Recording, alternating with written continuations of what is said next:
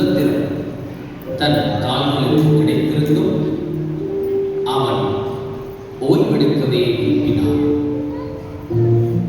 நீண்ட நாள் அனுபவித்திராத இவ்வுலகத்தின் சிற்றின்பங்கள் அவனை ஈர்க்கவும் இல்லை, இன்பமும் தரவில்லை.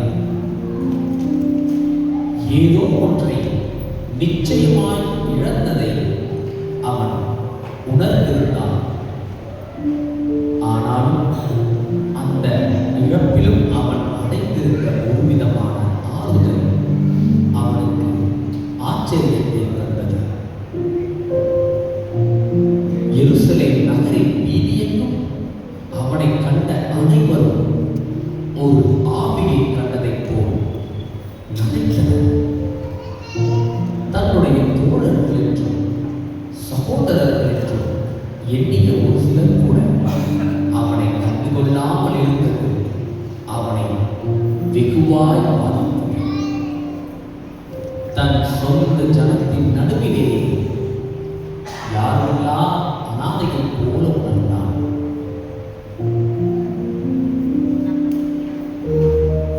என்னையா என்னையா சகோதரன், சகோதரனே, சகோதரனே, என்னையா என்னையா சகோதரனே என்று அழைத்தார். உன்னைத்தான் நீண்ட தூரம் பிரயாணம் செய்தவளைப் போல முகவாடலாய் இருக்கிறாயே, யார் நீ? நான் இதோ தாகத்திற்கு சென்று தண்ணீர். எங்கே செல்கிறாய்? நாம் செல்லும் இடத்தில் என் மனமும் அறியாது, என் கால்களுக்கும் தெரியாது. ஏன் கண்களை அடிக்கடி மறைத்துக் கொள்கிறாய்? வெளிச்சத்தை விருப்பவன் போல. நான் வெளிச்சத்தை விருப்பப்படவில்லை, அதை நீண்ட நாள் நம்பினாலும். நீ எருசலேமை சேர்ந்தவனா? யாருடைய குமாரன்? நான் எதையும் சார்ந்தவன் அல்ல. என் தாய் ஒரு விபச்சாரி. தகப்பன் யார் என்று அறியும் அளவிற்கு வேசியின் பிள்ளைகள் பாக்கியசாலிகள் அல்ல. தகப்பன் என்கிற சொல்லை உச்சரிக்கிற வாய்ப்பை கூட இந்த உலகம் எனக்கு வழங்கவில்லை. அப்படியானால் நீ என்னோட நிச்சயமாக வேண்டும். உன்னுடன் எங்கே உன் தகப்பனை காண? என்ன? என் தகப்பன் யார் என்று உனக்கு தெரியுமா?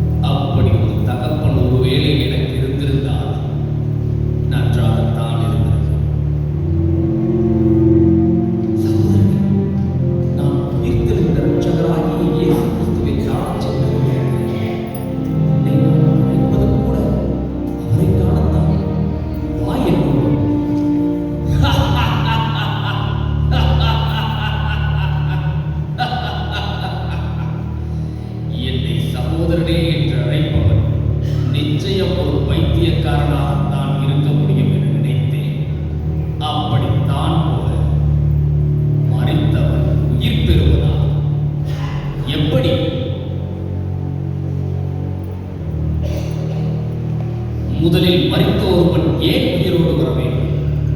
அப்படியே இருந்தாலும் மாட்டோர் பல கோடி இருக்க ஏன் நீ சொல்லும் இயேசு உயிரோடு வர வேண்டும்? அவன் என்ன ஏனோக்கா எலியாவா? சகோதரனே, சிலுவை மரணம் என்னும் கொடிய தண்டனையை உனக்காகவும் எனக்காகவும்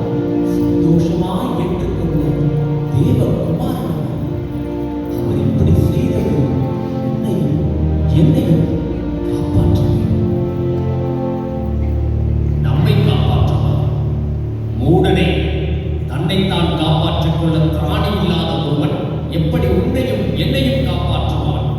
முட்டாள்தனமாக உளராதே.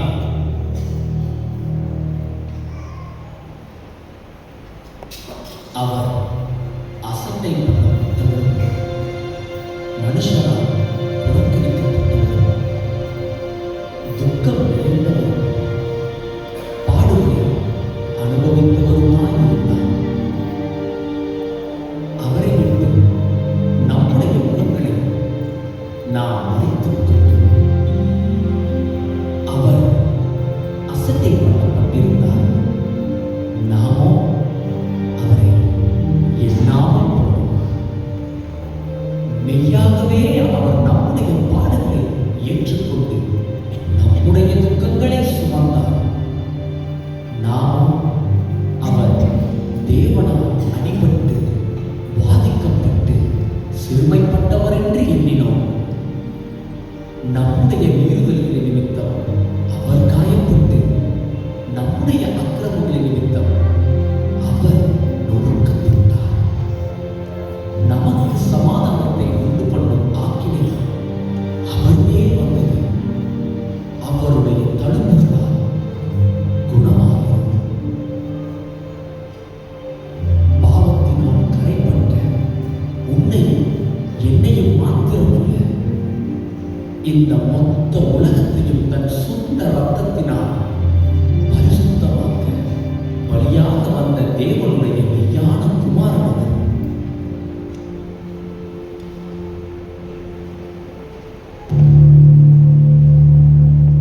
போதும், நிறுத்து. சகோதரனே, என்ன ஆயிற்று? உண்மை உண்மை, நீ சொன்ன அத்தனையும் உண்மை. மெய்யாகவே அவர் என்னுடைய பாடுகளை ஏற்றுக்கொண்டு என்னுடைய துக்கங்களை சுமந்தது உண்மை. என்னுடைய மீறுதல்களின் நிமித்தமே அவர் காயப்பட்டார். என்னுடைய அக்கிரமங்களின் நிமித்தமே அவர் நொறுக்கப்பட்டார். எனக்கு சமாதானத்தை உண்டு பண்ணும் ஆக்கினையை மெய்யாகவே அவர் தன்மேல் சுமந்தது உண்மை.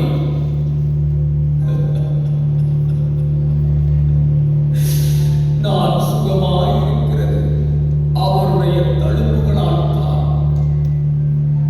அவர் ஏற்றுக்கொண்ட தழும்புகளால் தான். அந்த தழும்புகளால் தான்.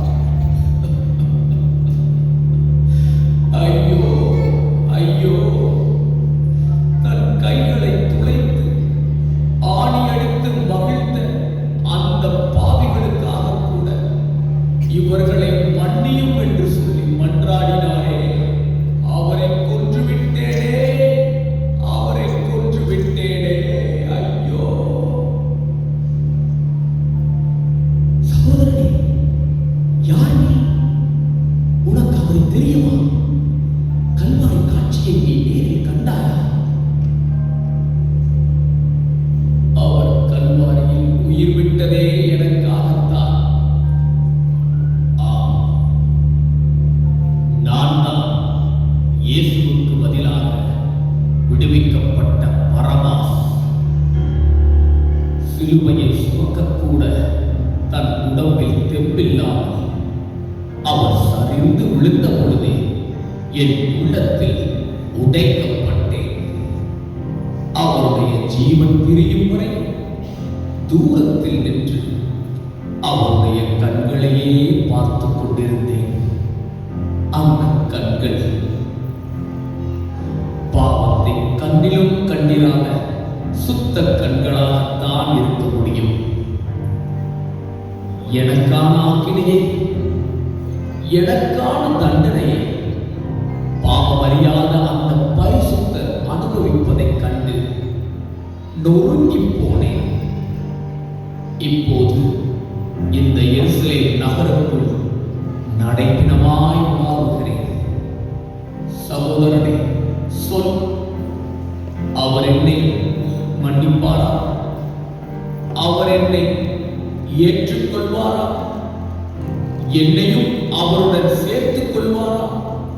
சொல் சொல் சகோதரனே, சொல்.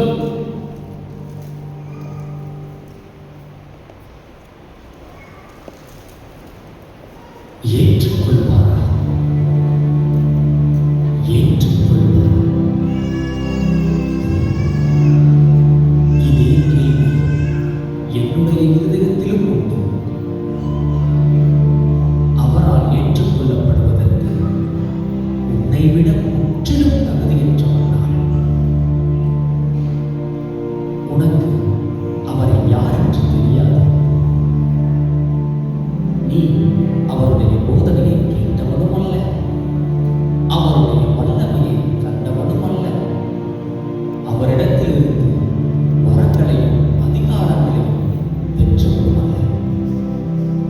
இவை அனைத்திற்கும் மேலாக அவர் தேவனுடைய ஒரே பேரான குமாரன் என்கிற வெளிப்பாட்டை அறிந்தவனும் அல்ல.